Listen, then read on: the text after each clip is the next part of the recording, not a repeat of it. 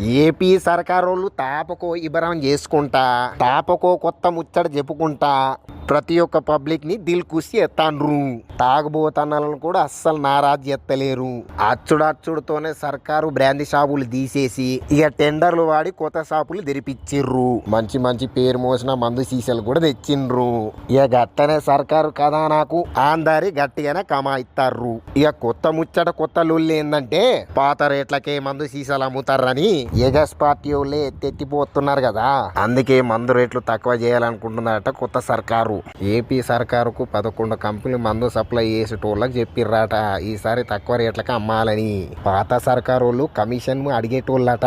ఇక కమిషన్ లేవు కాబట్టి తక్కువ రేట్లకి అమ్ముతామని చెప్తుర్రాట మందు కంపెనీ వాళ్ళు. గట్లయితే ఏపీలో ఒక్కొక్క క్వార్టర్ సీసా 30 రూపాయలు తక్కువ అవుతుందట. 30 రూపాయలు అన్నది ఉట్ట ముచ్చట కాదు, తాగుబోతలకు దిల్ ఖుష్ మాట అన్నట్టు.